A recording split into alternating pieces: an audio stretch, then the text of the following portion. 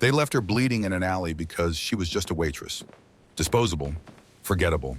The kind of person whose name you never learn and whose face blurs into the background of your memory 5 minutes after they refill your coffee. But when her blood touched the dying vampire king chained to that tree in Blackwood Forest, it did something impossible. It healed him. In one night, Elena Morrison would go from invisible to the most powerful woman in the supernatural world. She would stand before 200 vampires in Crimson Hall and prove that everyone who ever looked through her had been catastrophically wrong. This is how it happened. This is how she proved them all wrong. The clock above the diner counter read 1:47 a.m. when the bell over the door chimed. Elena Morrison looked up from wiping down the vinyl booth seats, her shoulders aching from 12 straight hours on her feet, and felt her stomach drop. She knew these people, not personally, but she knew the type. The way they walked in like they owned not just the diner, but the air inside it. The way their clothes probably cost more than her entire month's rent. The way they looked at her, or rather didn't look at her at all. The man leading the group was tall, dark-haired, impossibly handsome, in that carved from marble way that didn't seem quite real. Lucian Ashford. He'd been here twice before this month, always late, always with an entourage. Always treating her like a piece of furniture. "Sit anywhere," Martha called from behind the counter, her voice sugary sweet in a way it never was for regular customers. Martha knew money when she saw it. The group chose the corner booth, 6 of them. Lucian slid into the center, flanked by a blonde woman in a dress that probably cost more than Elena's car. Victoria something. Elena had heard her name once and immediately forgotten it because Victoria had never once made eye contact. Elena grabbed her order pad and walked over her sneakers, squeaking slightly on the checkered linoleum. She was 23 years old. She had 2 community college degrees she couldn't afford to finish. She lived in a 1-bedroom apartment with her elderly landlord's cat because the rent was $200 cheaper if she fed it. "Coffee," Lucian said without looking up from his phone. Not a question, a statement. "For everyone." Elena's voice came out smaller than she intended. Obviously, Victoria's tone could have frozen fire. Elena poured 6 cups of coffee with hands that wanted to shake, but didn't. She'd learned years ago how to keep her hands steady when everything inside her was screaming.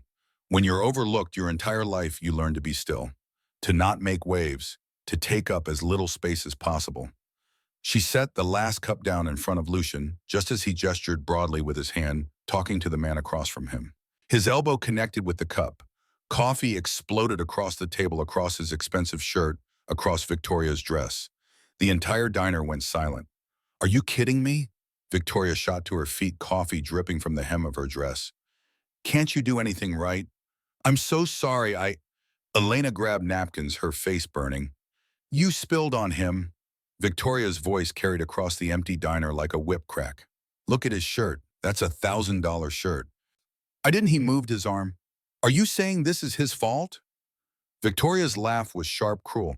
"Of course you are, because people like you never take responsibility, do you?"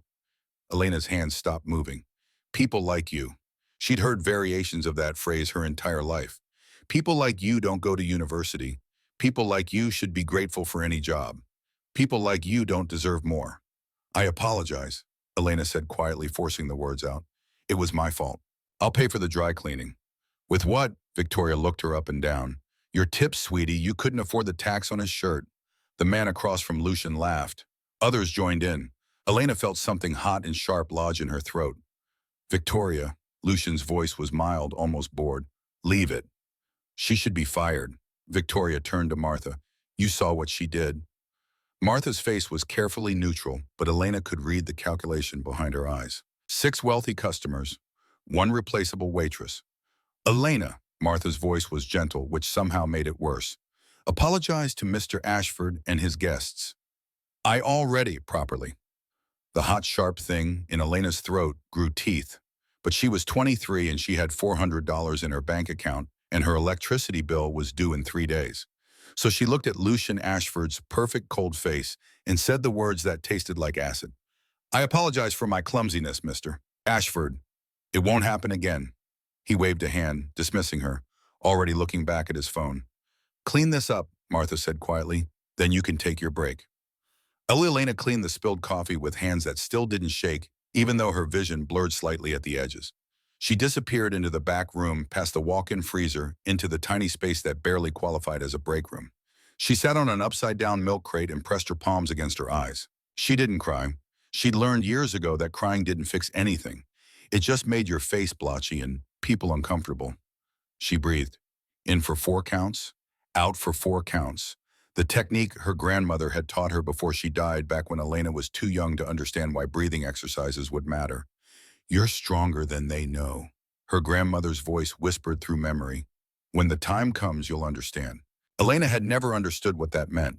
Her grandmother had died when Elena was 5 too young to remember much, except the feeling of safety, of being seen, of mattering to someone. The break room clock ticked toward 2:15 a.m. Her shift ended at 2:30. Then the 40-minute walk home through Blackwood Forest because her car's alternator had died last week and she couldn't afford the $200 repair. She stood, washed her face in the tiny sink, looked at herself in the cracked mirror. Brown hair pulled into a practical ponytail, gray eyes that seemed too large for her face, the faded scar along her jawline from a childhood accident she barely remembered, the cheap uniform shirt that was getting thin at the elbows. Nothing special, nothing remarkable, just Elena Morrison. She walked back out into the diner. Lucian's group was leaving laughing about something. Victoria glanced back, once her eyes sliding past Elena like she was part of the furniture. The door chimed. They were gone. Martha handed Elena her tips for the night. $47. You did good, honey, Martha said. Some people are just like that, not worth getting upset over. Elena nodded because what else could she do?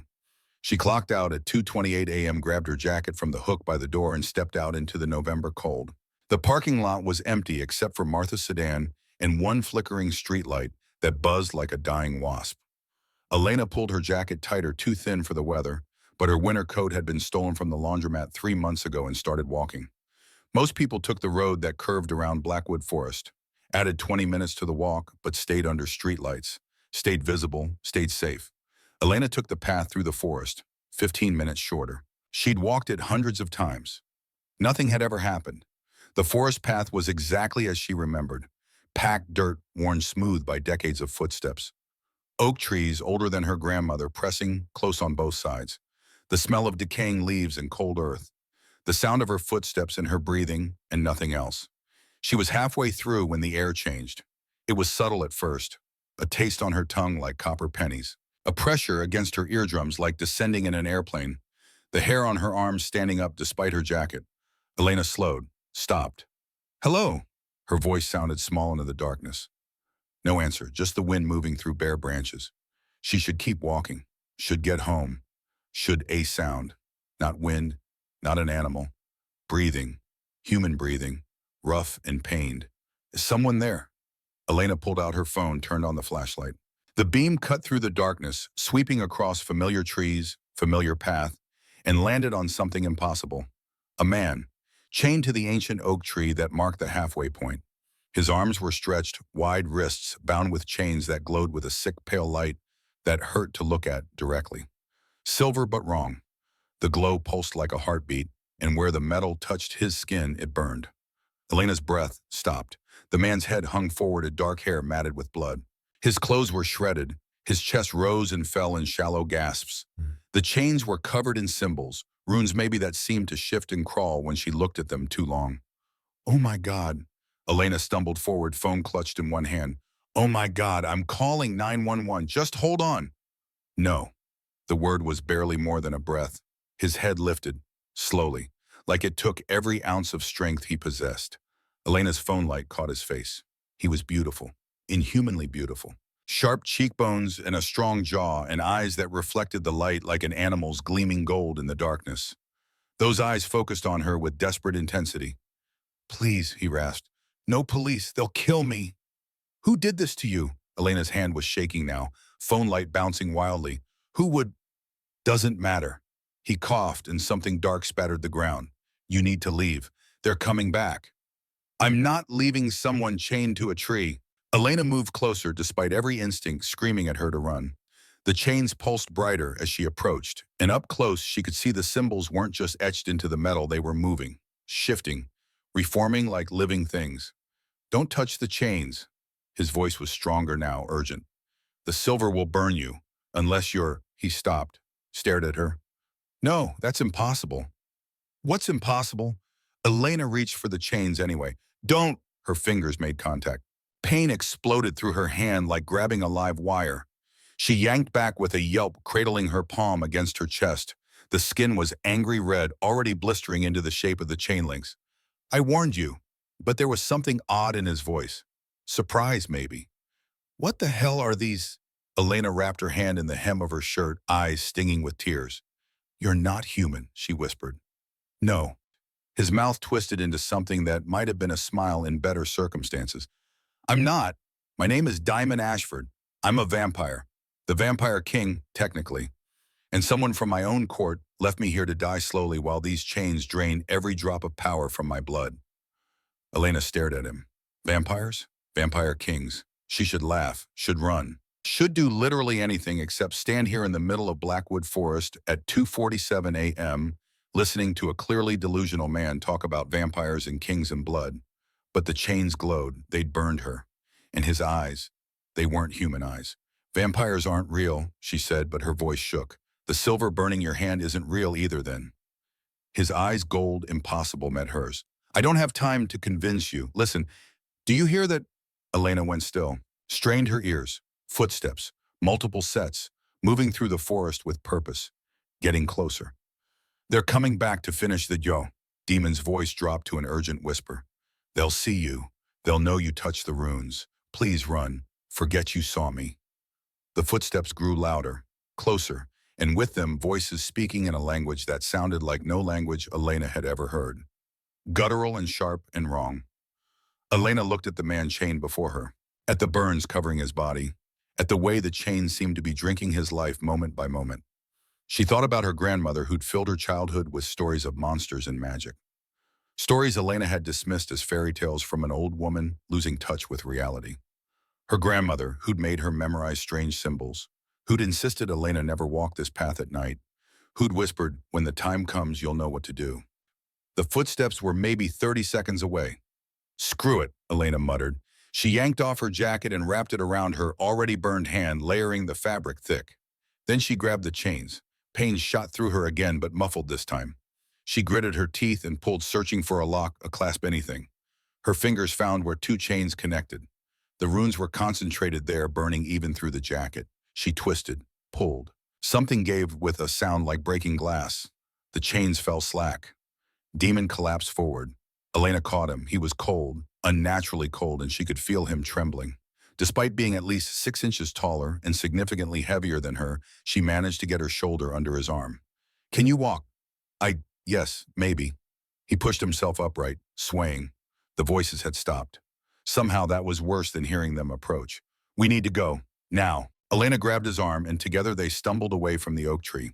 Her pickup truck was parked on the old service road, maybe a quarter-mile north. If they could just reach it. Something whistled past her ear. She turned her head, saw it embedded in the tree beside them. A crossbow bolt, at its tip gleaming the same 6 silver as the chains. Run! Demon's voice held an edge of command that made her legs move before her brain caught up. They crashed through the undergrowth branches, whipping at their faces. Behind them, footsteps gave chase. Fast. Impossibly fast. Another bolt sliced past close enough that Elena felt the displacement of air against her cheek. They'll come for you now, Demon gasped as they ran. You touched the runes. They'll know. I'm sorry. God, I'm so sorry. Elena didn't waste breath on answering. She just ran, half dragging a vampire king through Blackwood Forest at 3 a.m, her hand screaming in pain, her lungs burning, and killers at her back. Her grandmother's voice echoed in memory. When the time comes, you'll know what to do. Trust your blood. It knows the way. The old woman had been crazy, or Elena was. Or maybe the world was far stranger and more dangerous than she'd ever imagined, and her boring life as a small-town waitress had just shattered into 1,000 impossible pieces. The service road appeared through the trees ahead. Her beat-up pickup truck sat exactly where she'd left it that morning, a lifetime ago, when her biggest problem had been a spilled cup of coffee. They just had to make it 20 more feet. Behind them, something snarled in that inhuman language, and the footsteps got faster. Elena's hands shook as she fumbled with her keys. The truck was old enough that it still had an actual lock, not one of those electronic fobs. The key slipped in her burned, shaking fingers. Once. Twice. Another bolt struck the truck bed with a metallic thunk. She finally jammed the key home. The door groaned open. She'd been meaning to oil those hinges for months, and she practically threw Damon into the passenger seat. She dove into the driver's seat, turned the ignition. Nothing happened. No, no, no, she tried again. The engine sputtered. They're 20 feet behind us, Damon said, his voice eerily calm despite the situation. If this vehicle doesn't start in the next 5 seconds, we're dead. Not helping, Elena pumped the gas pedal and turned the key again. The engine roared to life. She slammed the truck into reverse without checking her mirrors hit the gas. The truck lurched backward. In her rearview mirror, she caught a glimpse of 3 figures emerging from the tree line. They wore dark tactical gear and carried crossbows, and their faces were hidden behind masks that gleamed dully in the moonlight. Elena spun the wheel, executing a chaotic 3-point turn on the narrow service road. Bolts pinged off the tailgate. One shattered her passenger side mirror in an explosion of glass. Drive faster, Damon said. I'm trying. The truck fishtailed on loose gravel as she accelerated. The service road was barely wide enough for one vehicle full of potholes and erosion grooves that threatened to tear off her suspension with every bounce. Behind them, headlights flared to life. Of course they have vehicles, Elena muttered. They won't stop. Damon braced himself against the dashboard as Elena took a turn too fast, tires screaming. The order will be to eliminate us both. No witnesses. Who are they? Shadow Guard. Elite assassins loyal to whoever paid them. He coughed, wincing. Whoever betrayed me hired the best. Elena's truck wasn't built for speed. It was built for reliability, usually. The pursuing vehicle, some kind of black SUV, was gaining on them, its engine a predatory growl cutting through the night. There's an old ranger station, Elena said, mind racing. About 2 miles east. It's been abandoned for years, but shelter. Maybe. Better than being run off the road. The SUV rammed into their bumper. Elena's head snapped forward, then back. She tasted blood where she'd bitten her tongue. The truck swerved wildly, tires screaming, as she fought for control. Hold on. She cranked the wheel hard, right, taking them off the service road entirely and onto what used to be a fire break path. Trees closed in on both sides, branches scraping paint from her truck with sounds like fingernails on a chalkboard. The SUV tried to follow. Too wide. She heard the crunch of metal on wood as they fell back, forced to slow down. You bought us maybe 2 minutes, Damon said. They'll find another route or continue on foot. 2 minutes is all I need. Elena killed the headlights, navigating by memory, and the faint moonlight filtering through the canopy. Her heart hammered so hard she thought it might break through her ribs. Her hands were white-knuckled on the steering wheel. The burn on her palm throbbed with each heartbeat. 3 hours ago, she'd been pouring coffee, being overlooked, being treated like furniture. Now she was fleeing assassins with a vampire king bleeding in her passenger seat. The ranger station materialized out of the darkness. A squat concrete building with boarded windows and a sagging roof. She pulled the truck behind it out of sight from the main paths and cut the engine. Silence crashed down around them, broken only by their ragged breathing. Can you walk? Elena whispered. Damon nodded, but when he tried to get out of the truck, his legs buckled. Elena caught him again, feeling how much colder he'd gotten. The silver poisoning, or whatever those chains had been doing, was still working through his system. She half-carried him to the ranger station's back entrance. The door hung crooked on broken hinges, opening with a rusty squeal that made her wince. Inside, the air smelled of mold and animal droppings. Her phone's flashlight revealed collapsed furniture, graffiti on the walls, and thank God no squatters. Elena lowered Damon onto a relatively clean section of floor against the far wall. Then she moved to the windows, peering through gaps in the boards. Nothing yet, but they'd come. Let me see your hand, Damon said quietly. Elena had almost forgotten about the burn. She unwrapped her ruined jacket, held out her palm. Even in the dim light, the damage was obvious. The skin was blistered and raw, the pattern of the chain's runes seemingly branded into her flesh. Damon took her hand, gently studying it with those unsettling golden eyes. This shouldn't have happened, he said. The silver is keyed to supernatural beings. It's specifically designed to be harmless to humans. The runes amplify it, make it lethal to creatures like me. But they should pass through human tissue like light through glass. Well, clearly they didn't get the memo. Elena tried to pull her hand back, but Damon held on. Wait, look. The burns were fading, not quickly but visibly, the angry red subsiding to pink, the blisters flattening. Within seconds, only faint marks remained, where moments ago there'd been raw, blistered flesh. How? A sound outside cut her off. Footsteps. Deliberately slow. Searching. Demon's eyes met hers in the darkness, and Elena saw something there that terrified her more than the chains, more than the silver bolts, more than any of this nightmare. Recognition. You're not just human, he whispered. You're something else entirely. The footsteps stopped outside the ranger station door. Elena pressed her finger to her lips, heart hammering. Through the gaps in the boarded windows, she could make out shadows moving. At least two figures circling the building. A voice called out from outside, speaking that strange guttural language. Another voice answered from the opposite side of the building. They were coordinating. Boxing them in, Demon's hand closed around her wrist, pulling her down beside him. His skin was ice cold, and she could feel him trembling with the effort of staying upright. The back exit, Elena mouthed. He shook his head firmly, pointing to his legs. He'd collapsed before they made it 10 feet. The silver poisoning had drained him more than she'd realized. The front door rattled. Testing. Elena's gaze fell on the remnants of a filing cabinet in the corner. Old ranger station, which meant old equipment, old supplies, maybe even. She crawled across the floor as quietly as possible, praying the ancient floorboards wouldn't creak. Her fingers found the cabinet drawers. The first was empty. The second held nothing but mouse droppings and moldy paper. The third, her hand closed around something cylindrical and metal. A flare gun. She checked the chamber by phone light. One flare loaded, and miraculously 2 more in the drawer. The manufacturing date was from 1987, but it was worth a shot, literally. The door rattled again. Harder this time. Wood splintered. Elena crawled back to Damon, showed him the flare gun. His eyebrows rose, and something that might have been approval flickered across his face. Distraction, he whispered. Distraction, she confirmed. The door burst open. Elena didn't wait.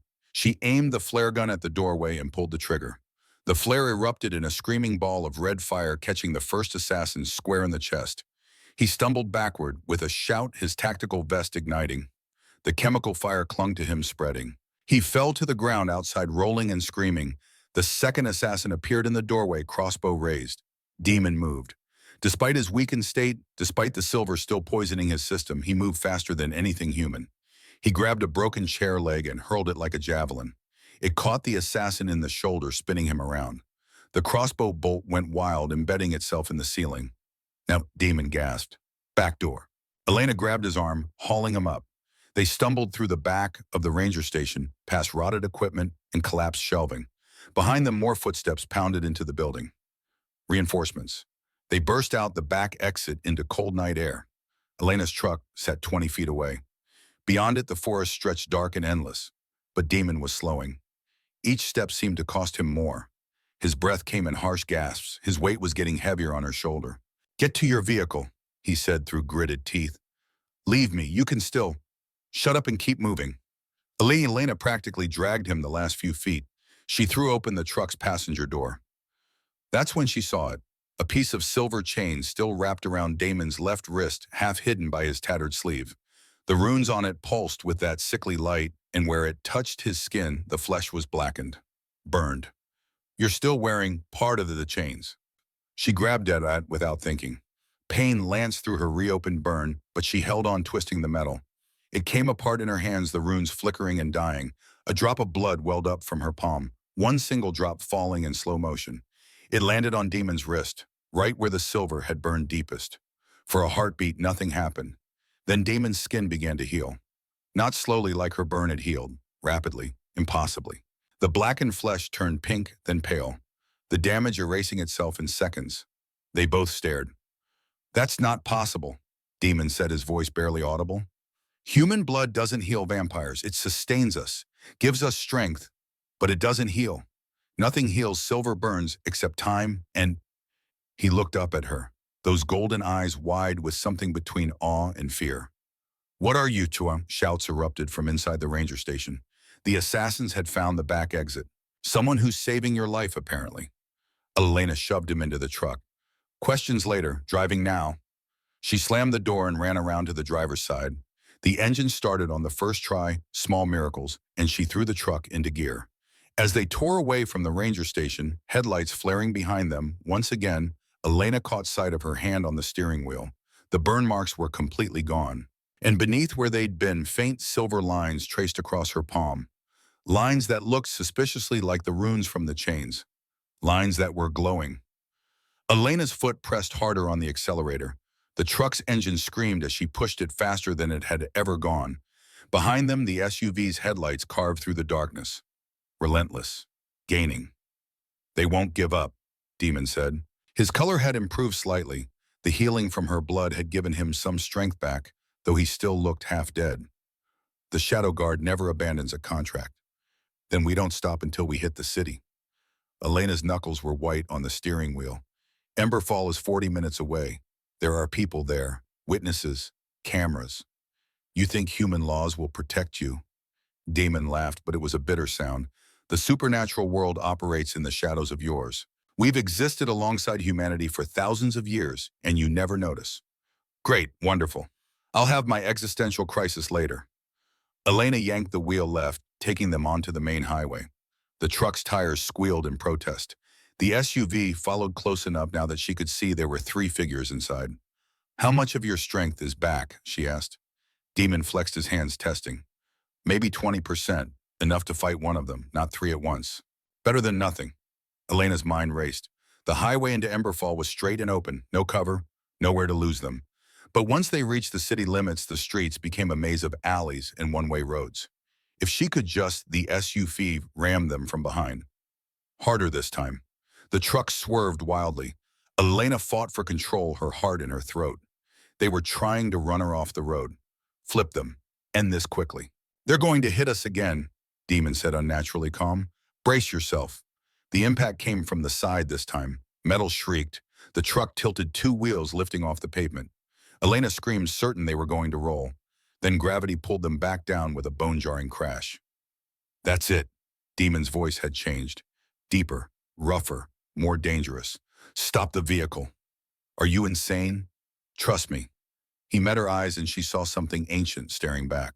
Something that had survived for centuries and wouldn't die tonight. Stop now. Against every survival instinct, Elena slammed on the brakes. The truck screeched to a halt in the middle of the highway. The SUV shot past them, their driver not expecting the sudden stop. Brake lights flared as they tried to slow down. Demon was already out of the truck. Despite his injuries, despite the silver poisoning still working through his system, he moved with deadly grace. He reached the SUV before it fully stopped, grabbed the driver's door, and ripped it off its hinges like it was made of cardboard. The driver swung a silver-edged blade. Demon caught his wrist twisted. The man screamed. The blade clattered to the pavement. 2 more assassins poured out of the SUV's passenger side, crossbows raised. Demon, Elena shouted. He spun impossibly fast, using the driver as a shield. The crossbow bolt meant for Demon's heart struck the driver instead. The man convulsed and went still, the silver working just as lethally on him as it would on any supernatural being. So the assassins weren't human either. Demon dropped the body and lunged at the second assassin. They collided in a blur of motion too fast for Elena to follow. She heard the crack of breaking bones, a wet gurgling sound. Then Damon was standing alone, breathing hard. The third assassin had circled around the vehicles, heading straight for Elena. She scrambled back into her truck, reaching for anything she could use as a weapon. Her hand closed around the flare gun, still loaded with 2 more flares. The assassin raised his crossbow, sighting down at her through the windshield. Elena fired first. The flare punched through the windshield in an explosion of glass and red fire. It struck the assassin in the face. He dropped screaming, clawing at the chemical flames consuming his head. Silence fell over the highway, broken only by crackling fire and Damon's heavy breathing. Elena stepped out of the truck on shaking legs. 3 bodies lay on the pavement. The SUV was a wreck. Her truck's front end was smashed, windshield shattered. She was pretty sure the frame was bent. We need to go, Demon said, already moving toward the SUV. Others will come. They always send backup teams. That thing's totaled. It'll run. He climbed into the driver's seat, turned the key still dangling in the ignition. The SUV's engine rumbled to life. Get in, we're going to Emberfall. Elena grabbed what she could from her truck, her purse, phone, a jacket from the back seat, and climbed into the SUV. It smelled like leather and something metallic she tried not to think about. Demon accelerated smoothly, leaving the carnage behind. Within minutes, they'd put miles between themselves and the bodies. You killed them, Elena said quietly. They would have killed us. No emotion in his voice, just fact. And they'll keep coming. Whoever wants me dead has unlimited resources and no conscience. Because you're the vampire king. Yes. And I'm, what did you call it, the bloodline thing? Demon's hands tightened on the wheel. I don't know yet, but your blood healed me. The runes responded to you, And those marks on your palm, he glanced at her hand. Those are protector marks. They haven't been seen in 300 years. The city lights of Emberfall appeared on the horizon, glittering like fallen stars. We'll be safe there, Elena asked. Demon's laugh was dark. No, but we'll be hidden. In a city of 500,000 people, we're just two more faces in the crowd until they find us again. Until then, Elena said and left the sentence hanging. They drove in silence for a while. Elena's mind kept circling back to impossible things. Vampires, protectors, silver chains and glowing runes, her blood doing what human blood shouldn't be able to do. My grandmother, she said slowly, before she died, she used to tell me stories about our family, about ancient warriors who protected kings. She looked at Damon. I thought she was making it all up, creating a fantasy to make our boring life seem interesting. She was trying to prepare you. Damon's voice was gentle. In case you ever encountered one of us. In case your bloodline was ever activated. Fat lot of good it did. I had no idea what I was walking into tonight. You saved my life anyway. That counts for something. Dawn was threatening the horizon when they reached Emberfall's outskirts. Demon steered them through back roads, avoiding main streets and traffic cameras. His knowledge of the city was intimate, every alley, every abandoned building, every shadow where something supernatural could hide. There, he pointed to a rundown motel wedged between a clothes factory and an auto repair shop. The kind of place that rented by the hour and didn't ask questions. The Night Haven Motel's neon sign flickered weakly, half the letters dark. Elena counted maybe 3 other cars in the parking lot. The building itself looked like it hadn't been renovated since the 1970s. Glamorous, she muttered. It's south-facing. The rooms have blackout curtains and no windows on the back wall. Damon's voice was growing weaker again. The brief surge of strength from the fight was fading. I need darkness. Complete darkness. The sun will kill me in minutes.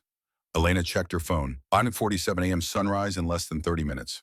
She went to the motel office alone. Damon couldn't risk being seen. The clerk was an elderly man who barely looked up from his crossword puzzle when she paid cash for 3 nights. Room 118. Ground floor. Back corner. The room was exactly as depressing as she'd expected.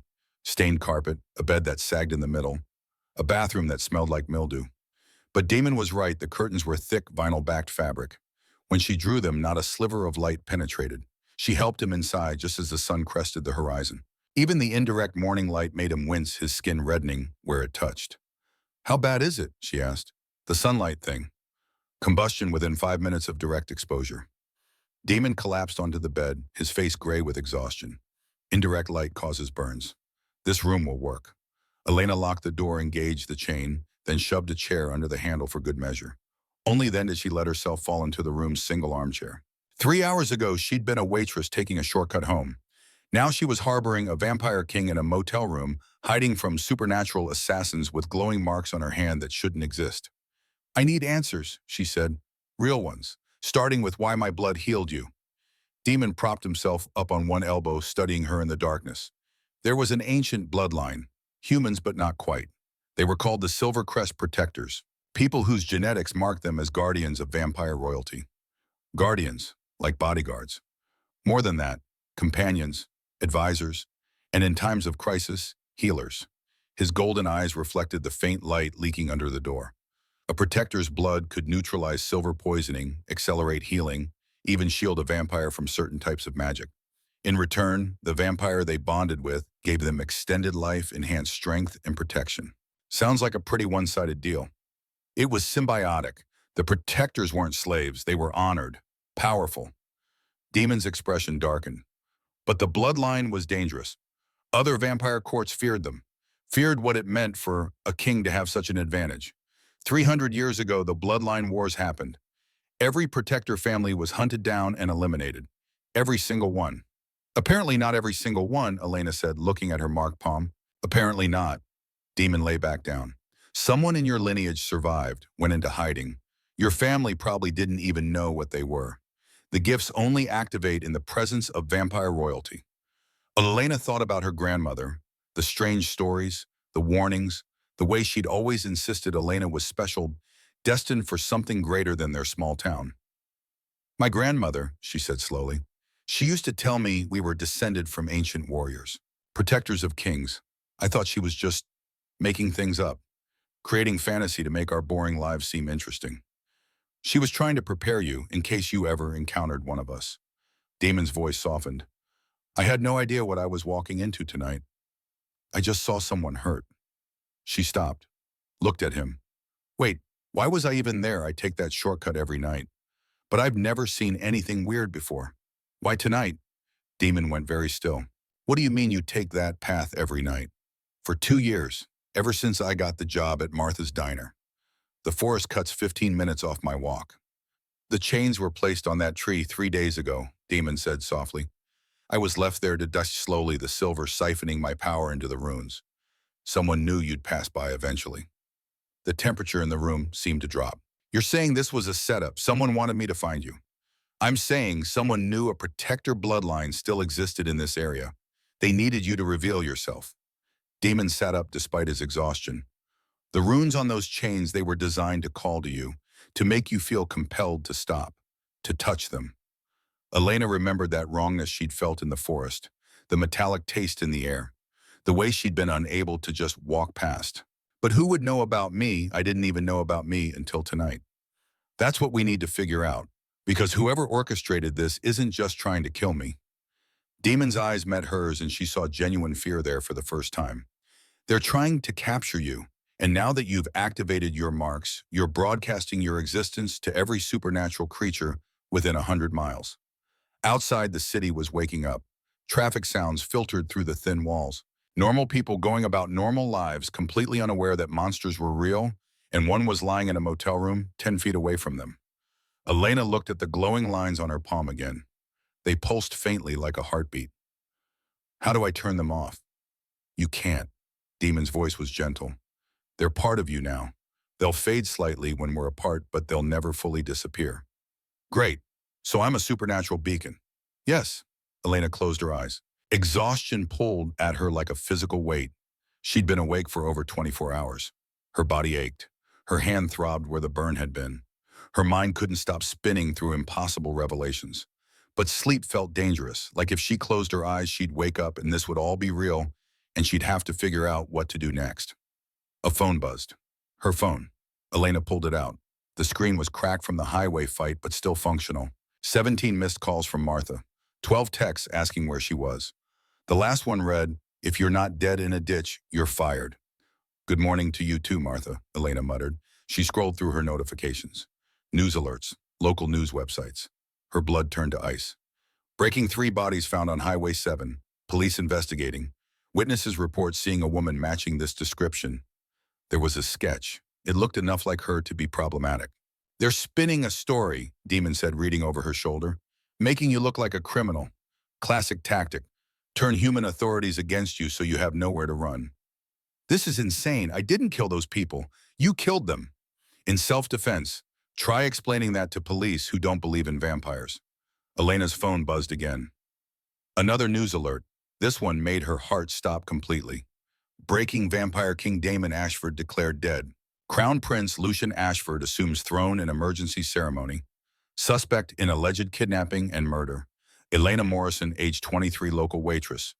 There was her driver's license photo, her address, her workplace. And there was Lucian Ashford standing before cameras in a press conference, his face arranged in perfect grief. "My dear cousin," Lucian said, his voice smooth as silk and twice as deadly, "was taken from us by tragic circumstances. A human woman, Elena Morrison, abducted him, subjected him to torture before ultimately ending his life. She is extremely dangerous, armed with stolen supernatural artifacts. If you see her, do not approach. Contact authorities immediately." The video continued, but Elena couldn't hear it anymore over the rushing in her ears. Lucian, the man from the diner, the one who'd sat there while Victoria mocked her, who'd waved her apology away like she was nothing. He was Damon's cousin. He was the one who'd declared Damon dead. "He knew," she whispered. "He knew I'd be at the diner tonight. He saw me. Made sure I saw him." "Yes," Damon said, his voice pure cold rage. "He orchestrated everything. The chains in your path, making sure you saw him earlier so you'd recognize the family resemblance. All of it. But why go through all this? Why not just kill you and be done with it?" "Because killing a sitting vampire king requires unanimous court approval." Damon's fists clenched. "But if I simply disappeared, if I died under mysterious circumstances at the hands of a human, He gets the throne by default, and he gets to blame my death on you. Which means Elena finished her stomach sinking, which means every vampire and hunter will be after me. I'm not just wanted by assassins anymore. I'm wanted by everyone. Her phone rang. Unknown number. Elena's instinct screamed not to answer. But something, maybe that same instinct that had made her stop in the forest, made her free demon, made her press the button. Hello, Elena. Lucian's voice was even more chilling in person than on television. I've been waiting 300 years to meet a Silvercrest. Elena's hand tightened on the phone. Demon sat up straighter, listening. How did you get this number? I have access to everything now. Police databases, cell towers, satellite surveillance. Being king has its privileges. His laugh was cold. You've been very entertaining. Escaping my shadow guard, surviving the hunter attacks, even finding sanctuary, albeit temporarily. What do you want? The same thing I've always wanted, complete control over the protector bond. Lucian's voice took on an eager edge. You see, your ancestors were too independent, too powerful. They chose their kings instead of serving whoever claimed the throne. That's unacceptable. Elena felt Damon tense beside her, listening through their strange connection. So you've been killing off my family for centuries. Studying them, actually. Each generation gave me more data, more understanding of how the bloodline works. Your grandmother was particularly useful before she escaped. He paused. But you, Elena, you're the culmination of everything. The purest bloodline, the strongest manifestation. When I bond you to myself, I'll have power beyond any vampire king in history. I'll never bond with you. You won't have a choice. That's what the ritual is for. The same one I've perfected over 3 centuries of trial and error. Another pause. Damon's mother was my first successful subject, actually, before the ritual killed her. Beside Elena, Damon went absolutely still. Yes, cousin, Lucian purred, clearly sensing his reaction somehow. How do you think I've been manipulating you all these years? Why you trusted me, protected me, gave me positions of power. Your mother's bond to me passed to you when you were born. I've been controlling you your entire life, and you never knew. You're lying, Demon said, but Elena could feel his doubt through their connection. And I think about every major decision you've made, every advisor you appointed, every policy you enacted, all of it serving my interests, moving my pieces into place. Lucian laughed. You were never really King Damon. You were just my puppet, and now I don't need you anymore. The call ended. Elena looked at Damon. His face was a mask of horror and rage, centuries of certainty crumbling.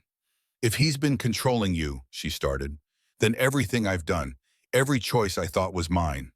Damon's voice broke. It was all him. My entire reign was a lie. No, Elena grabbed his shoulders, forcing him to look at her. You broke free. You're here now making your own choices. That's what matters. But he's coming for you. He has the resources of the entire vampire court, human law enforcement, supernatural hunters. Damon's eyes met hers. I can't protect you from that. No one can. Elena felt the mark's pulse on her palm, felt the bond between them thrumming with power. Then we don't run anymore, she said. We end this. We go after him. That's suicide. Maybe. But it's better than spending the rest of my life looking over my shoulder. Elena's jaw set with determination. Besides, I'm not just some powerless human anymore. I'm a Silvercrest, the last of the first protectors. And if Lucian wants to control me that badly, it means he's afraid of what I could do if I learned to use my full power. Damon studied her for a long moment. Then slowly he smiled. A real smile, fierce and feral. You're absolutely insane. I learned from the best. Elena stood, energy flooding through her despite the exhaustion. Now, we have until tomorrow night before Lucian solidifies his power. Where do we start? Outside, sirens wailed. Helicopters thundered overhead. Every law enforcement agency in 3 states was hunting them. But Elena Morrison wasn't afraid anymore. She was done running. It was time to show everyone exactly what a Silvercrest protector could do. They left the motel at dusk when the sun had bled out against the horizon, and Damon could move without his skin blistering. Elena had slept fitfully in the armchair for 3 hours while he'd lain motionless on the bed, looking dead except for the occasional rise and fall of his chest. She'd watched him in those stolen moments between sleep and waking. Watched how the shadows gathered around him like old friends. Watched how still a creature could be when it had lived for centuries. When breathing was habit, not necessity. She'd also watched the news on her cracked phone screen. Watched her face appear on every channel. Watched Lucian's perfect grieving performance play on repeat. Watched her life as Elena Morrison waitress burn to ash. There was no going back now, only forward. They took back roads toward Thornwick, a town Elena had never heard of, through countryside that looked abandoned in the failing light. Demon drove the stolen SUV with one hand, the other resting against his ribs where silver burns were still healing. "Tell me about Mother Seraphine," Elena said, breaking an hour of silence. "She's old. Older than me, maybe." Demon's eyes stayed fixed on the road. "She was human once, made a choice, drank vampire blood willingly to extend her life so she could protect the archives. That was 60 years ago. So she's like me, human but not." "No," he glanced at her. "You're protector-born. It's in your blood, your bones, your DNA. Seraphine made herself into something else through choice and sacrifice.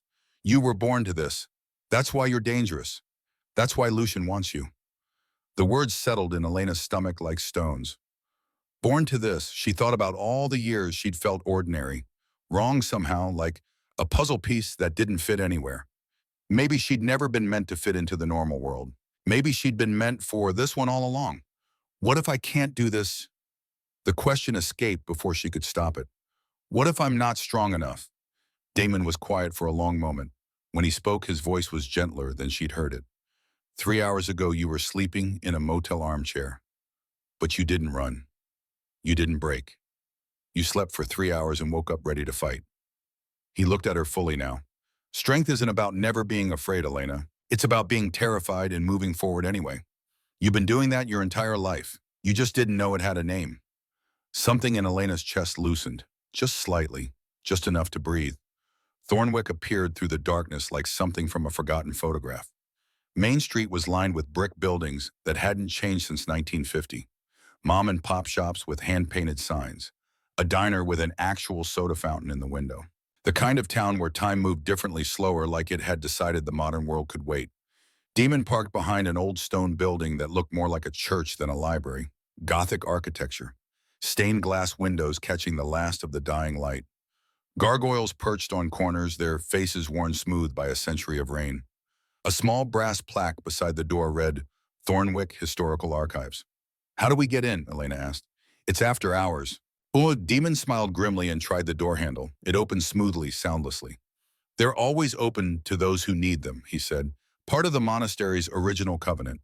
Sanctuary and knowledge for any supernatural being who seeks it." Inside, Elena stopped breathing. The library was breathtaking. Vaulted ceilings that disappeared into shadows. Bookshelves stretching 3 stories high, accessible by wrought iron spiral staircases that seemed too delicate to hold weight. The air smelled of old paper and leather and something else. Something Elena couldn't name but recognized in her bones. History, magic, truth. "Beautiful, isn't it?" Elena spun. A woman stood between the shelves. Elderly silver hair pulled back in a bun, green eyes that seemed to see straight through skin and bone to whatever lay beneath. "Mother Seraphine," Demon said, bowing slightly. "We need access to the restricted archives, the sections on protector bloodlines." "Of course you do." Those green eyes shifted to Elena, widened. "By the old gods, she's manifested already. The marks are fully formed." "You can see them." Elena held up her palm. "Child, everyone with even a drop of supernatural blood can see them. You're broadcasting your heritage like a lighthouse in a storm." Mother Seraphine moved closer, studying Elena with an intensity that made her uncomfortable. "Your power signature is extraordinary, stronger than any protector in recorded history." "That's impossible," Demon said. "The bloodlines were diluted over generations. Each successive protector was weaker than the last. Unless this one isn't from a diluted line." Mother Seraphine turned and headed deeper into the library. "Come, what you need to see is in the catacombs." They followed her down a spiral staircase that seemed to descend forever.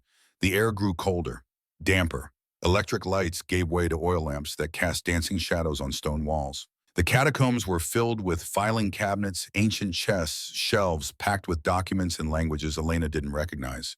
Mother Seraphine pulled out a leather-bound book, its cover marked with a symbol Elena had seen before. In her grandmother's jewelry box.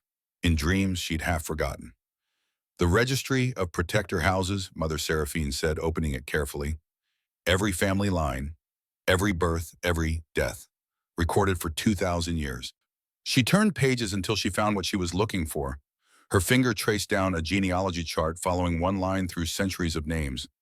The House of Silvercrest, she read. The first protectors. They served the original vampire kings before the courts were established. Before politics corrupted the bond, they were the strongest, the purest, and the most dangerous.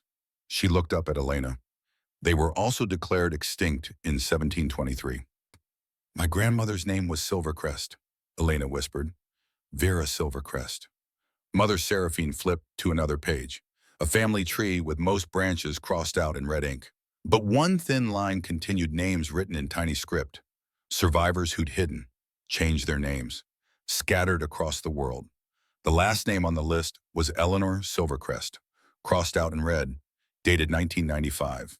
And beside it in faded ink, final bloodline heir, status presumed dead, location unknown. They were hunting your family, Demon said quietly. For 300 years. Someone has been systematically eliminating every Silvercrest descendant. But why we weren't hurting anyone? We were just existing. Existing is the threat. Mother Seraphine's voice was gentle. The mere existence of a first protector is a threat to whoever currently holds power. Because a first protector's bond can't be broken, can't be controlled, can't be corrupted. She closed the book carefully. You're not just a protector, Elena. You're the protector, the last of the original line, and your blood has the power to restore or destroy entire vampire courts. Elena felt the weight of those words settle on her shoulders like chains, heavier than the ones she'd broken in Blackwood Forest. There's something else. Mother Seraphine pulled out a smaller book, a journal, its pages yellowed with age, written by the last Silvercrest matriarch before she went into hiding. She opened it to a page marked with a black ribbon. The handwriting was elegant, careful. The ink had faded, but the words were still clear. They took my daughter, said they needed her blood for a ritual. When I found her, she was changed, marked with runes that shouldn't exist. They're trying to create something. A weapon or a tool, I don't know. But they want to control the protector bond, to twist it into servitude.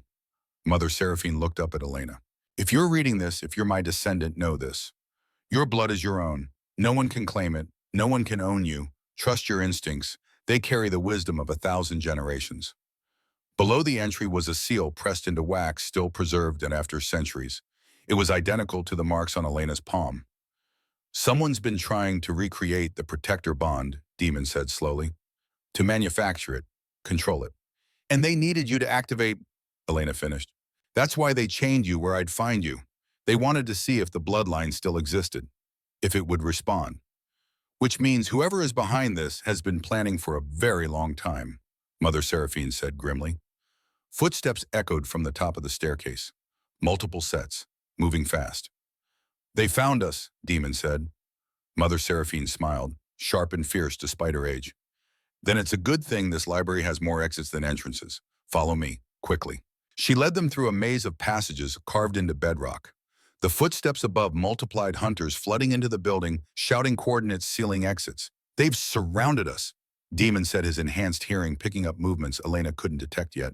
The catacombs connect to the old monastery tunnels, Mother Seraphine said, moving with surprising speed. They run under half the town. You can emerge near the old cemetery, 2 miles north. You're not coming with us, Elena asked. Someone needs to slow them down. Besides, Mother Seraphine's smile was dangerous. I've been keeper of these archives for 60 years. You think I don't know how to defend them? They reached a junction where 3 tunnels branched off.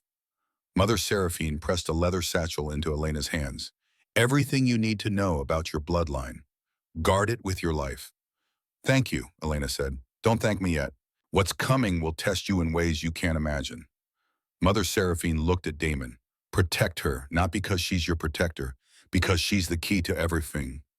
Before either could respond, she turned back toward the library, already muttering words in a language that made the air shimmer. This way, quickly. Damon grabbed Elena's hand. They ran through tunnels that seemed to shift and twist, following Damon's instincts. Behind them, Elena heard explosions. Mother Seraphine making good on her promise to slow the hunters down. The tunnel opened into a drainage culvert near an old cemetery. Headstones leaned at odd angles, names worn away by time. The moon had risen full and cold. Demon pulled Elena into the shadow of a maintenance building. They collapsed against the wall, gasping. Elena's hands were shaking, not from fear this time, from something else. Anger maybe, or determination. We need to get to Crimson Hall, she said. We have until tomorrow night before Lucian solidifies his power. After that, he'll be untouchable. Damon looked at her. Elena, you understand what we're walking into, the Vampire Council. 200 of the oldest, most dangerous creatures in existence. Many of them will be loyal to Lucian now. If we present ourselves and fail to prove our case, then we die, I know. Elena met his eyes. But we die free, making our own choices. That's more than I had 3 days ago. Damon stared at her, then slowly he smiled. You're absolutely terrifying, you know that. I learned from someone. A figure emerged from the shadows. Elena's barrier shield flared instinctively, energy crackling around her fist. Easy. The figure raised his hands. I'm a friend. He stepped into the moonlight. Male appearing mid-30s, though his eyes suggested he was far older. Dark hair, sharp features, dressed in black tactical gear, but no weapons visible. Marcus Hale, he said. I served King Damon before the coup. Prove it, Elena said, shield still crackling. Marcus pulled something from his pocket. A coin, silver with Damon's seal stamped on one side. You gave these to your personal guard. 23 of us. 17 are dead now. Lucian's purge. Damon took the coin, examined it. This is real. Marcus was captain of my night guard. Was. Marcus's voice was bitter. Until your cousin declared you dead and ordered us all executed. I escaped. Been gathering survivors. He looked at Elena. Word spread fast about the Silvercrest. Half the supernatural world wants you dead. The other half wants to use you. And which half are you? Elena asked. The third half. The ones who want their real king back. Marcus's expression was fierce. Lucian's already consolidating power, calling an emergency council session. Tomorrow night, Crimson Hall. If you don't show up, he'll be crowned by unanimous vote. Tomorrow? Damon's jaw tightened. That doesn't give us enough time to... It gives us exactly enough time, Elena interrupted. He's arrogant, thinks we're too scared to show up. That's our advantage. Marcus looked at her with something like respect. You're not what I expected. No one ever does. Elena turned to Damon. We need to get into Crimson Hall. Can he help? I can get you in, Marcus said. But after that, you're on your own. Most of the council is split. 2 houses openly support Lucian, 2 are neutral. 1 house, Ravenclaw, has been asking questions. They're old, traditional. They care about legitimacy. And the last house, Demon asked? Extinct, wiped out in the purge. Marcus's expression darkened. Lucian doesn't leave loose ends, except you 2 apparently. They moved through Thornwick's shadows, Marcus leading them to a safe house on the outskirts. An abandoned church with boarded windows and a basement that had been converted into a tactical center. Maps covered the walls, surveillance photos, documents. 6 other vampires waited inside. They turned when Damon entered, and Elena watched their faces shift from suspicion to shock to something like hope. My king, one of them whispered. A woman young-looking, but eyes ancient. She dropped to one knee. The others followed. Get up, Damon said quietly. We're past formality. If you're here, you're risking your lives. I won't ask anyone to bow. You're our king, the woman said. We bow because we choose to. Elena felt something shift in the room. These weren't subjects following orders. They were believers. True believers who thought Damon was worth dying for. She hoped they were right. Marcus spread a map of Crimson Hall across a table. The council meets here. Main chamber. Only 1 entrance for non-council members. Security will be insane. They'll have Silver Guard at every checkpoint. Silver Guard, Elena asked. Elite fighters, trained specifically to kill vampires and supernatural creatures. They use silver weapons, blessed ammunition. Very dangerous. Marcus traced routes on the map. Your best chance is to enter during the opening ceremony, when all eyes are on Lucian's coronation. You'll have maybe 5 minutes before they realize who you are. And then, Demon asked, then you invoke right of challenge. Ancient law. If you're really alive, you have the right to present yourself before the council. They have to hear you. What if they don't believe it's really me? What if they think she's using dark magic to create an illusion? Marcus looked at Elena. Then you prove the bond is real, publicly, in front of everyone. Elena's stomach dropped. How blood trial, the ancient-eyed woman said. If she's truly protector-born, her blood will neutralize ancient poison. The council keeps Banefire in storage for emergencies. If you're fake, you both die. If you're real, we have proof that can't be denied, Elena finished, and Lucian's lies are exposed. It's insanely dangerous, Marcus warned. Banefire is deadly. One drop kills a vampire in minutes. If her blood doesn't work, it will work, Demon said firmly. I've seen what her blood can do. Have you? Marcus's eyes were sharp. You've seen it heal surface wounds, silver burns, but this is different. This is pure poison. Silence fell over the group. I'll do it, Elena said. All eyes turned to her. If it's the only way to prove we're real, I'll do it. Elena, Demon started. You don't get to decide for me. Her voice was steady. This is my choice, my bloodline, my risk.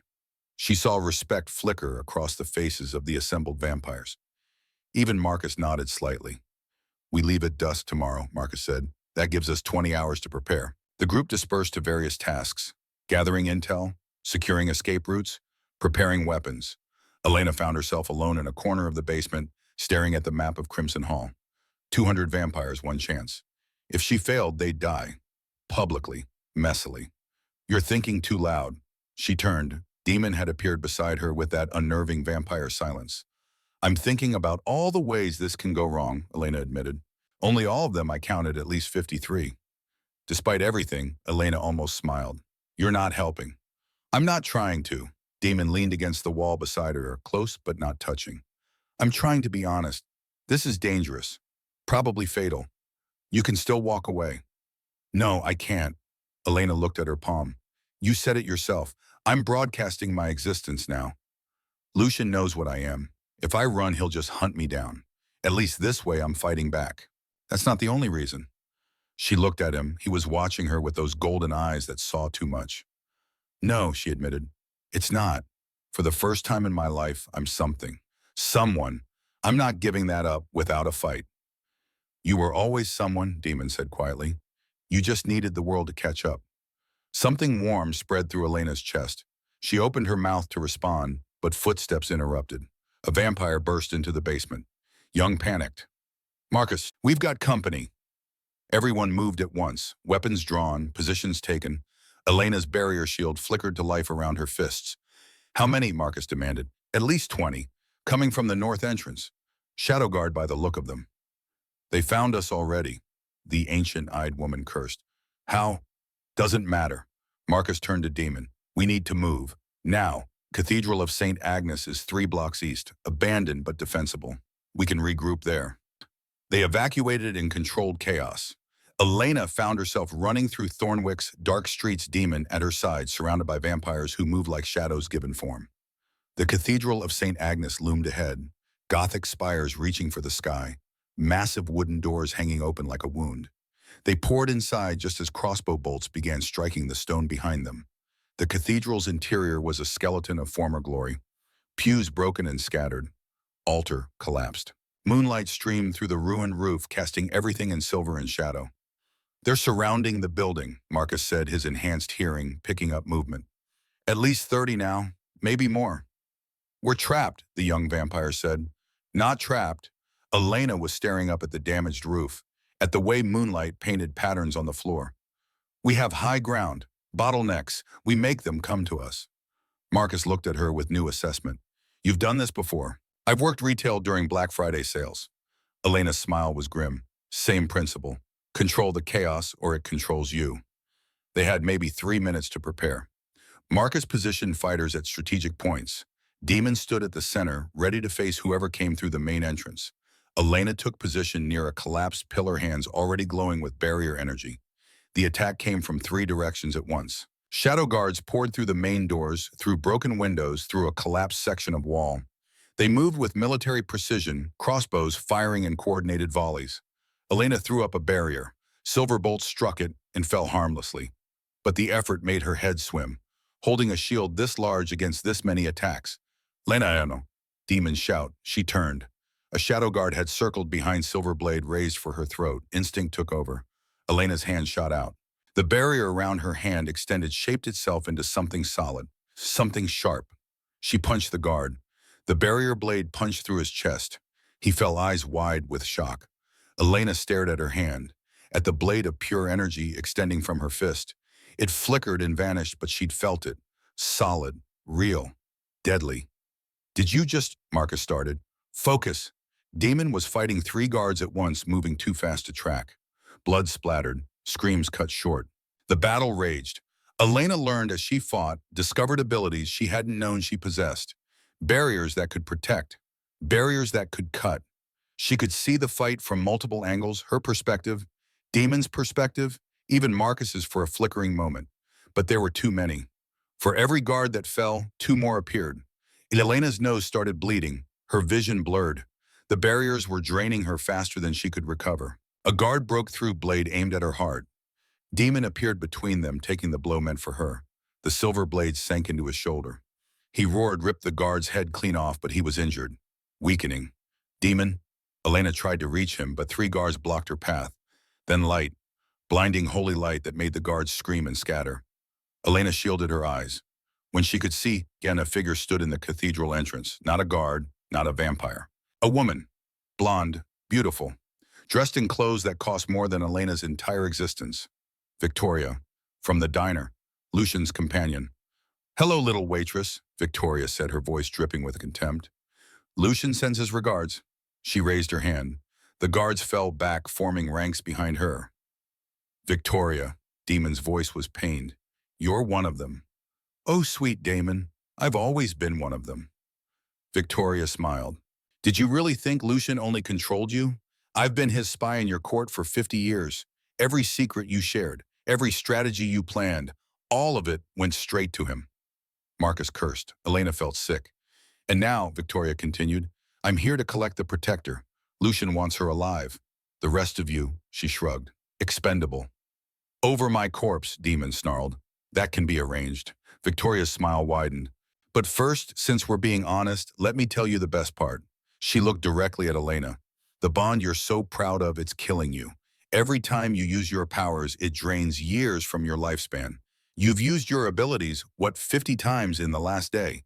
Congratulations, you just burned through 5 years. Elena's blood turned to ice. "You're lying." "Am I? Why do you think protectors died young? Why the bloodline was so rare?" Victoria's laugh was cruel. "Power always has a price, and yours is time. At your current rate, you have maybe 6 months left, maybe less." Damon's face drained of what little color it had.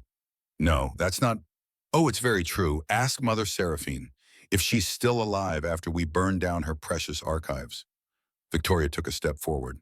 "So here's the deal, little waitress. Come with me peacefully.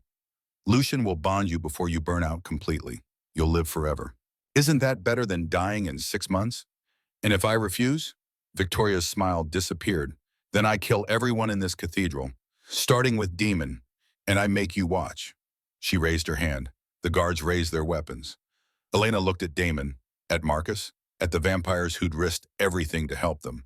She thought about 6 months, about burning through her lifespan with every barrier she raised, about the choice between slavery and death. She thought about Lucian's voice on the phone, Bershon, about 300 years of manipulation, about the chains in Blackwood Forest and the coffee spilled at the diner. She made her choice. "No," Elena said. Victoria's eyes narrowed. "Excuse me." "I said no." Elena stepped forward, barriers flaring around both hands. "You can tell Lucian I'm coming for him. Tomorrow, at Crimson Hall, in front of the entire council. And I'm going to expose every lie he's ever told." Brave words for a dead woman. "Then kill me, right here, right now." Elena's voice was steady. "But you won't, because Lucian needs me alive for his ritual. Which means I have leverage. Which means I'm walking out of here, and you're going to let me." The cathedral went silent. Everyone staring at Elena Morrison, 23-year-old waitress, facing down a vampire assassin with nothing but glowing hands and absolute conviction. Victoria's smile returned, but this time it was different. "Uglier. You're right. Lucian wants you alive." But he never said anything about intact. She lunged impossibly fast, silver blade aimed at Elena's legs. "Let's see how brave you are without your kneecaps." Demon moved to intercept, but he was too slow, too injured. Marcus was too far away. Elena was alone. The blade came down. Elena's barrier exploded outward, not just around her hands this time, around her entire body. A sphere of pure protective energy that caught Victoria mid-strike and threw her backward into the cathedral wall. Stone cracked from the impact. The effort made Elena's knees buckle. Blood poured from her nose, but she stayed standing. "Anyone else?" she asked, looking at the guards. They looked at Victoria, at Elena, at their own mortality suddenly made very clear. They ran. Victoria pulled herself from the rubble, her perfect face twisted with rage. This isn't over. No, Elena agreed. It's not. See you tomorrow, at Crimson Hall. Tell Lucian I'm coming. Victoria vanished into the night, taking her remaining guards with her. Silence fell over the cathedral. Then Marcus started laughing.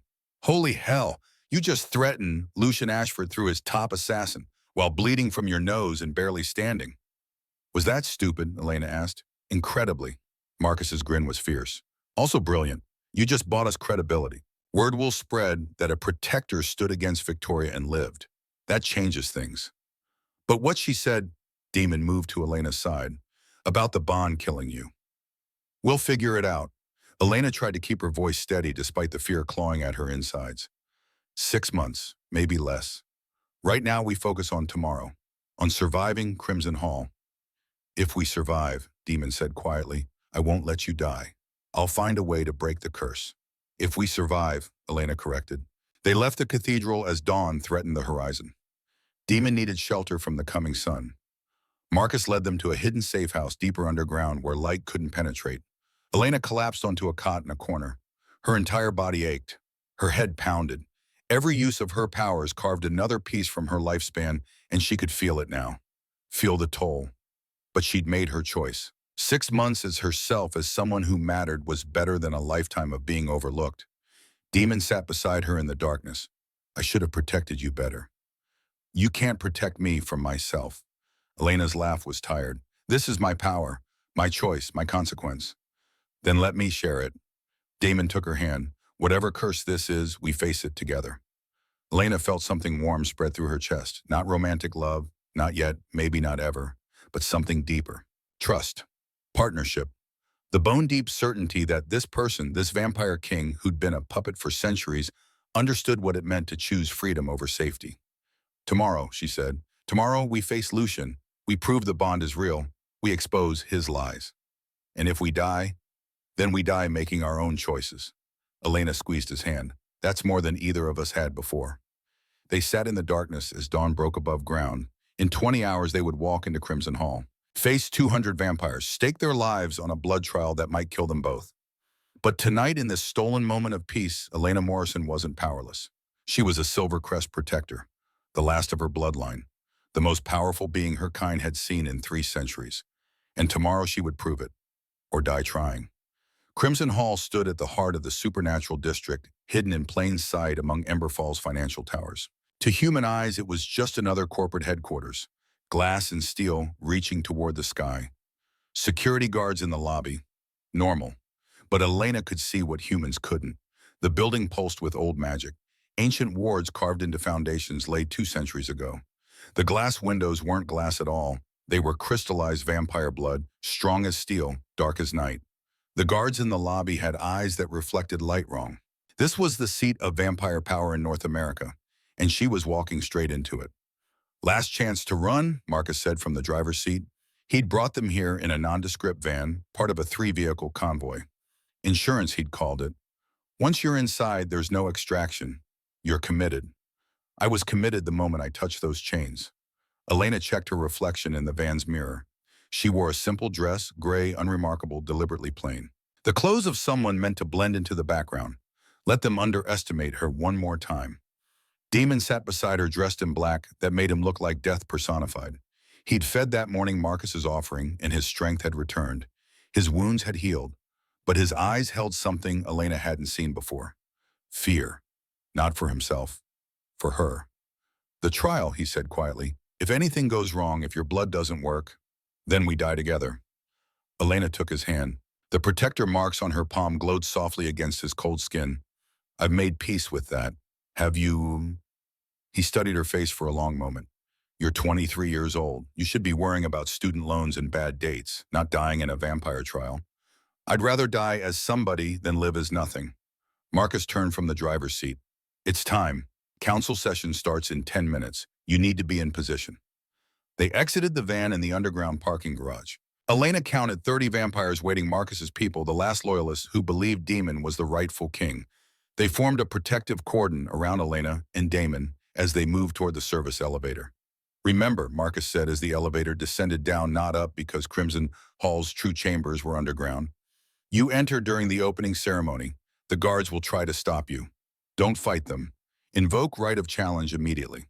Ancient law requires them to bring you before the council. And if they don't honor ancient law, Elena asked, then we fight our way out. Marcus's smile was grim. But that's Plan Z. Let's hope we don't get there. The elevator opened onto a corridor carved from livingstone. Torches burned in iron sconces, real fire, not electric lights. The air tasted of smoke and blood and centuries of accumulated power. Elena's marks flared brighter with each step. Ahead, massive double doors stood closed, carved from wood so old it had turned black, inlaid with silver runes that writhed like living things. Two guards flanked the entrance, not human, not even trying to pretend. The council is in session, one guard said. His voice sounded like gravel grinding. No admittance. I invoke right of challenge. Demon's voice rang with authority. I am Demon Ashford, rightful king, and I claim my place before the council. The guards looked at each other, uncertain. King Damon is dead, the second guard said. Killed by that human. He pointed at Elena. Then let the council judge whether I'm a ghost or a king. Demon stepped forward. Ancient law blood guard, you can't deny me. The first guard hesitated, then reached for the door handle. The council will decide your fate. The doors swung open. Elena's breath caught. Crimson Hall's main chamber was vast beyond reason. The ceiling arched high overhead, supported by columns carved to look like twisted trees. Red silk banners hung from the rafters, each marked with a different house sigil. And the floor was inlaid with precious stones, forming a massive ritual circle that glowed with its own light. 200 vampires filled the chamber. They sat in tiered seating that rose on all sides, amphitheater style. Every face turned as Elena and Damon entered. Every conversation stopped. And at the center, standing on a raised dais before an ornate throne, stood Lucian Ashford. He wore ceremonial robes, black and crimson, heavy with gold embroidery. A crown sat on a velvet cushion beside him, ready to be placed on his head. He'd been mid-speech when the doors opened. Now his face went through a fascinating series of expressions. Shock, rage, and finally that cold smile Elena had learned to hate. Well, Lucian said, his voice carrying across the chamber. This is unexpected. Is it? Damon strode forward, Marcus and the loyalists flanking him. Did you really think I'd stay dead, cousin? The chamber erupted in whispers, vampires rising from their seats, guards moving toward weapons. The air crackled with tension. Silence! An ancient voice cut through the chaos. An elderly vampire stood in the highest tier, female with silver hair and eyes like black glass. She wore robes that marked her as council elder, the judges who presided over all vampire law. Elder Morgana. Marcus had briefed Elena on her. 500 years old, famously impartial, famously cruel to liars. Demon Ashford, Morgana said, you stand accused of abandoning your throne, of deserting your duties, she glanced at Lucian, being murdered by this human. I was chained in Blackwood Forest with silver bonds designed to kill me slowly. Damon's voice was steady. Left to die by traitors who wanted my crown. This woman freed me, saved my life. She is Elena Morrison, a Silvercrest protector, and my bonded companion. The chamber exploded again. Louder this time. Silvercrest. The name rippled through the crowd like electricity. Impossible, someone shouted. The bloodline is extinct. Clearly not, Demon replied. Lucian descended from the dais, moving with predatory grace. An interesting story, cousin, but we have only your word for it. For all we know, this woman is using dark magic to create an illusion. Perhaps you're not Demon at all. Perhaps you're some conjured spirit she's using to disrupt my rightful coronation. Murmurs of agreement. Elena felt the crowd's mood shifting. They wanted to believe Lucian. It was easier than accepting they'd been fooled. Then test us, Elena said. Her voice rang out clear and strong. Every eye turned to her. She walked forward deliberately slow until she stood beside Damon, face to face with Lucian, close enough to see the rage burning behind his perfect mask. You claim I'm using dark magic. Elena held up her palm. The marks blazed like captured stars. Then test me. I invoke the blood trial. Silence. Absolute silence. Even Morgana looked surprised. Child, do you understand what you're asking? Yes. Elena's voice didn't shake. If I'm a true Silvercrest protector, my blood will neutralize Banefire poison. If I'm a fraud, she shrugged, then we both die. Here, Now, in front of everyone. No more questions, no more doubt. Lucian's smile faltered. Just for a second. But Elena saw it. You can't be serious, he said. Banefire is deadly. One drop. Are you afraid, Prince Lucian? Elena let the title drip with sarcasm. Afraid that I might be exactly what I claim to be. That your cousin is really alive? That every word you've spoken for the past 2 days has been a lie? The crowd shifted. Whispers rose. Lucian had trapped himself, and he knew it. If he refused the trial, he looked like a coward. If he accepted and Elena survived, his entire story crumbled. The council will allow the blood trial, Morgana declared. Bring the Banefire. 2 guards disappeared through a side door, returned carrying a small crystal vial on a velvet cushion. The liquid inside was black, not dark black, like concentrated void. Even from 10 feet away, Elena could feel its wrongness, its hunger to consume life. The ritual is simple, Morgana explained. The Protector's blood is mixed with Banefire. If the Protector is true, her blood neutralizes the poison. The vampire drinks. If he survives, the bond is proven real. If he dies. She left the sentence hanging. A pedestal rose from the center of the ritual circle. An ancient chalice sat upon it, gold encrusted with rubies old as the building itself. Elena Morrison, Morgana said. Approach. Elena walked forward. Her heart hammered, but her hands stayed steady. She'd learned years ago how to hide fear. Those skills served her well now. A guard handed her a silver knife, ceremonial razor sharp. Your palm, Morgana instructed. 3 drops into the chalice. Elena pressed the blade to her palm, right across the protector marks. Pain bloomed sharp and clean. Blood welled up crimson against her skin. She held her hand over the chalice. 1 drop fell. 2. 3. The guard poured Banefire into the chalice. The black liquid hit Elena's blood, and it hissed, smoked. The black turned gray, then silver, then clear. Like water. Pure water. The chamber erupted in gasps. Impossible, someone whispered. The bloodline lives. Another breathed. Lucian's face had gone pale. Elena allowed herself a small smile. Damon Ashford, Morgana said. The trial requires you to drink.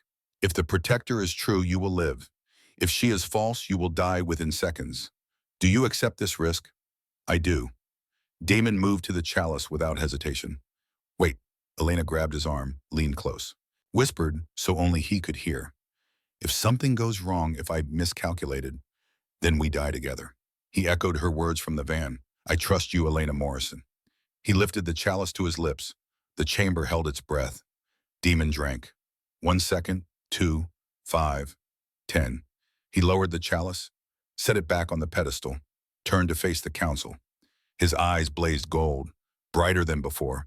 Power radiated from him like heat from a forge. The neutralized poison hadn't just failed to harm him, it had strengthened him, given him energy. The bond is real, Morgana declared.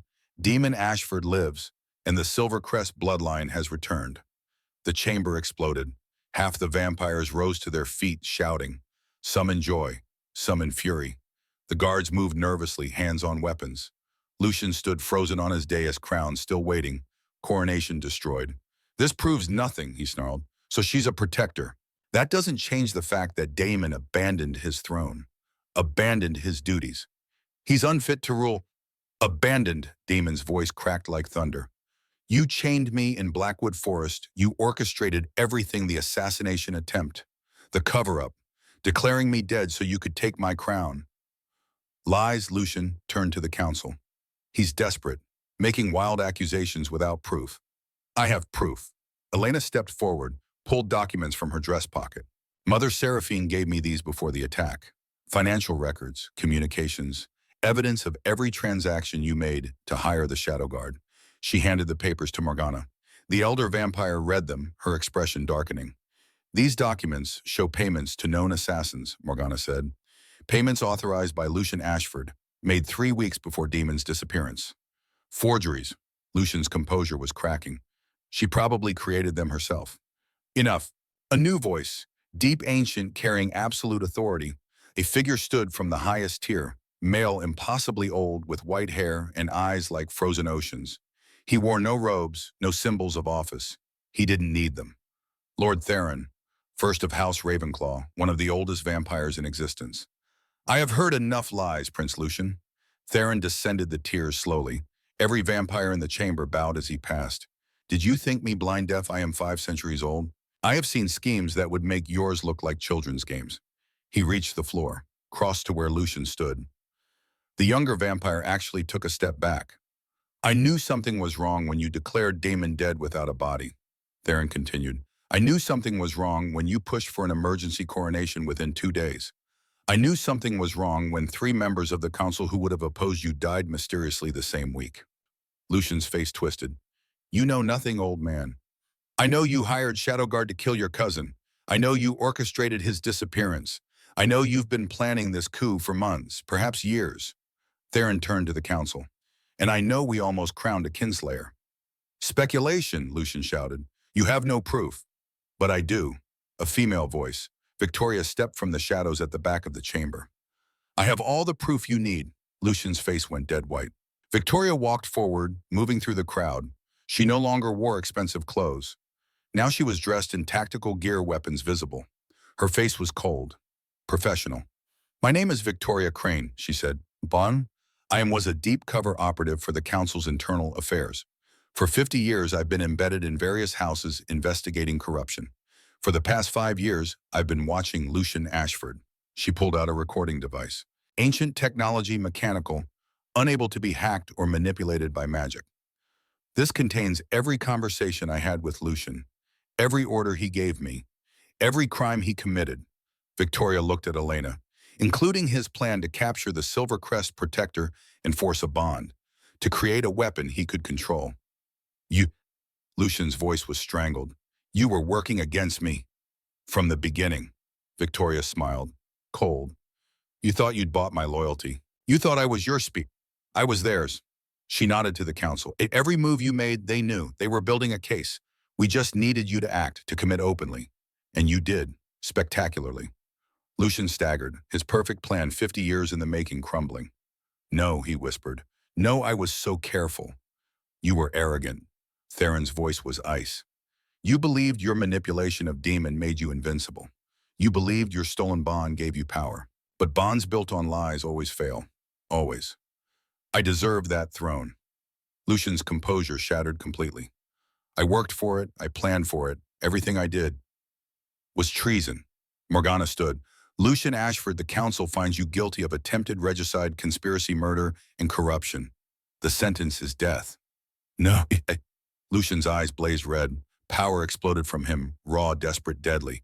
I won't die, I won't. He moved impossibly fast, not toward the exits, toward Elena. If I can't have the protector, no one will. Silver blade in his hand, aimed at her heart, moving faster than thought. Elena's barrier flared, caught the blade inches from her chest. But Lucian was strong, ancient, empowered by stolen bonds. The blade pushed through, slowly, inexorably. Elena, Demon lunged, but 2 of Lucian's loyalists intercepted him. The chamber erupted into chaos, vampires choosing sides, fighting breaking out, ancient grudges and new alliances clashing in sudden violence. And Elena at the center holding back Lucian's blade with a barrier that was cracking under the pressure.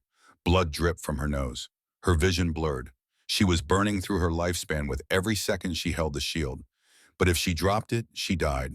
If she held it, she died. There was no winning.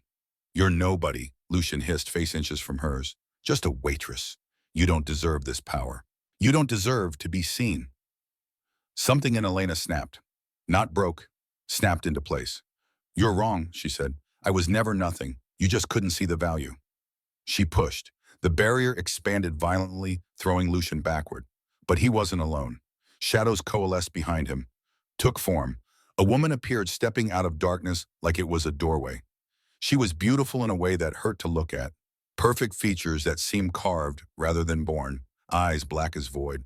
Dressed in robes that looked ancient and new simultaneously. The entire chamber froze. Even vampires mid-fight stopped. Stared. Aurelia, Theron whispered. Impossible, you're dead. You've been dead for 1,000 years. Dead, the woman. Aurelia laughed. No, Theron, just patient. She moved across the chamber like she owned it. Vampires scrambled out of her way. Even Morgana looked afraid. I am Aurelia Nightborn, she said. First vampire, first protector. I was born 2,000 years ago, when magic still walked openly in this world.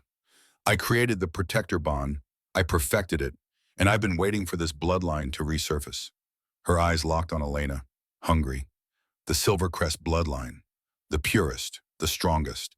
Aurelia smiled. I've consumed 47 protectors over the centuries. Each one gave me decades of life. But a Silvercrest, she breathed deeply. A Silvercrest will give me centuries, perhaps millennia. You, Elena's voice was quiet. You're the one who's been hunting my family for 300 years. 300, child, I've been hunting your line for 2,000 years. Aurelia moved closer. Every time I thought the bloodline was extinct, some descendant would emerge. Hidden, protected. Your grandmother was clever. She sealed your powers so I couldn't find you. But you activated anyway. And now you're going to fail. Demon stepped between them. I won't let you touch her. Aurelia flicked her wrist. Demon flew backwards, slammed into the wall hard enough to crack stone. You, Aurelia looked at him with pity. You're a child? 500 years old, I was ancient when your great-grandfather was born. You have no power here. She turned back to Elena.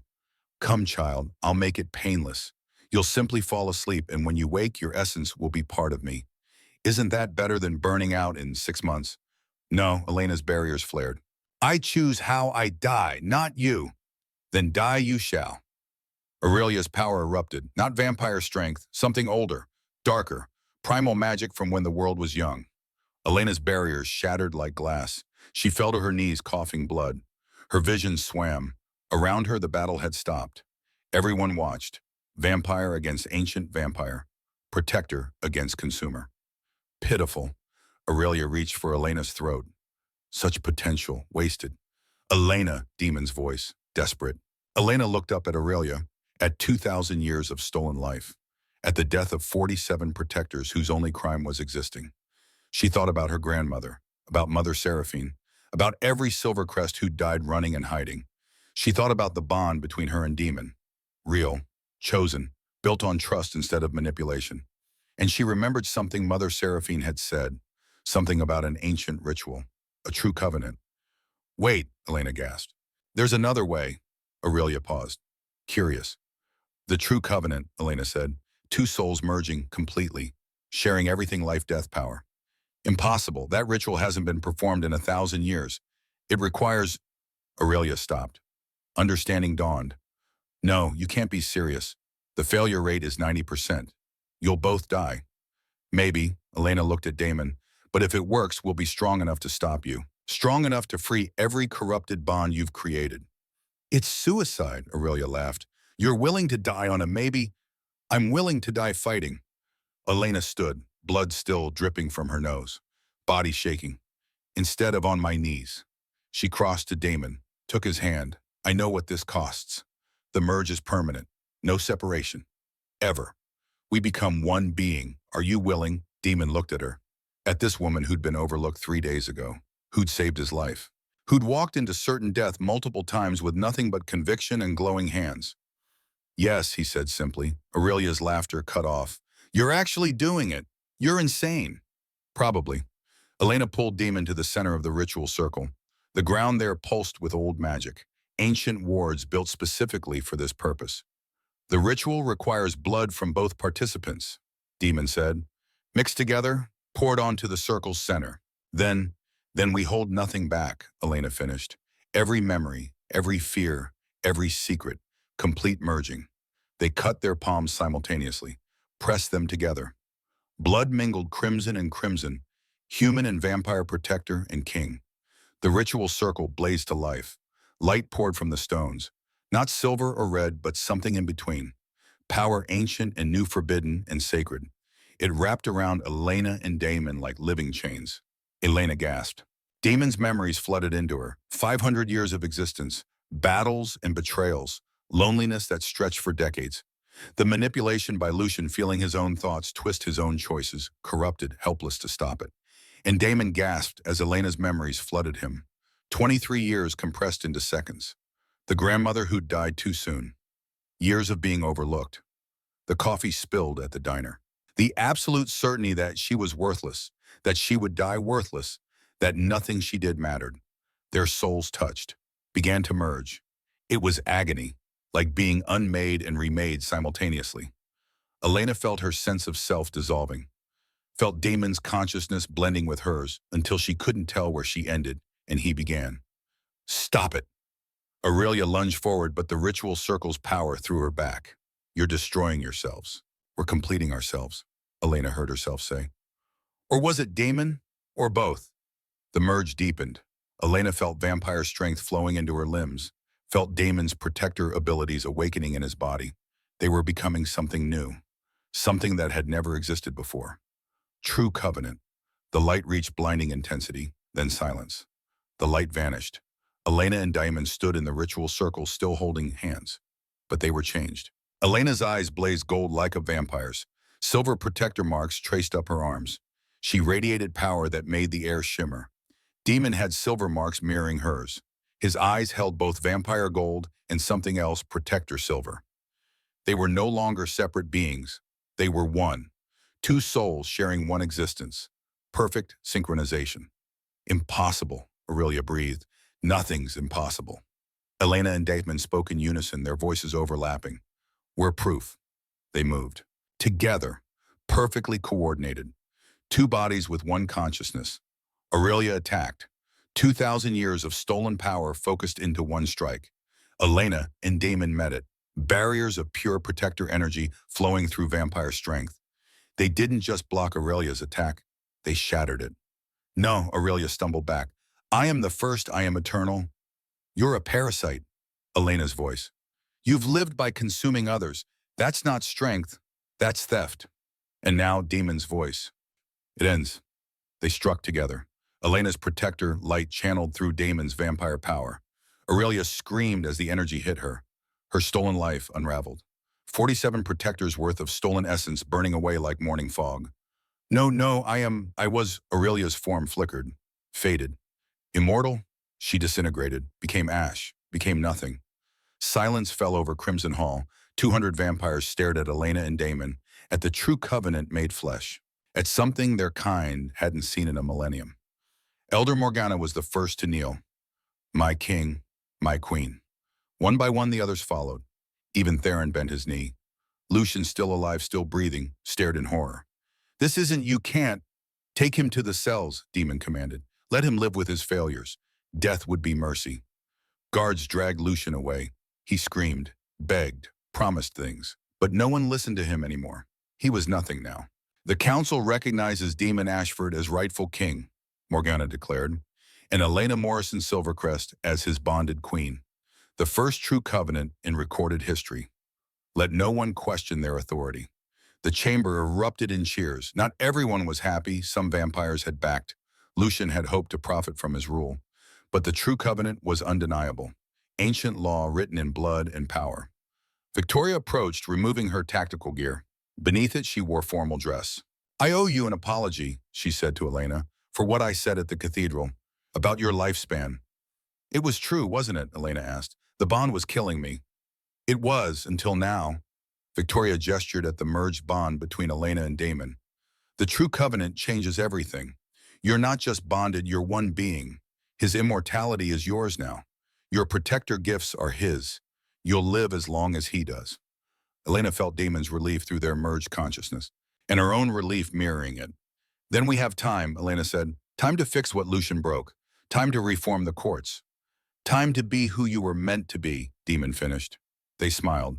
Together. 3 months later, Elena stood in Crimson Hall again. But this time it was different. The chamber had been transformed. No longer a shadowed space for secret councils. Now light poured through new windows. Banners hung representing not just vampire houses, but protector families, the few that had survived, the ones emerging from hiding now that Aurelia was dead. The coronation was tonight. Official. Public. Witnessed by vampires and humans alike, the first time the supernatural world was formally acknowledging human authority. Elena wore a gown of deep crimson and silver. Crown on her head, not given but earned. She stood beside Damon, his hand in hers, their merged consciousness humming with shared thoughts. Marcus approached dressed in formal regalia. He'd been appointed head of the new royal guard, rebuilt from scratch, with vampires loyal to the true covenant. My king, my queen, the delegates are ready. Elena took a breath. Elena, Damon's voice in her mind and beside her simultaneously. You're thinking too loudly again. I'm thinking about how far we've come. We were always this. The world just needed to see it.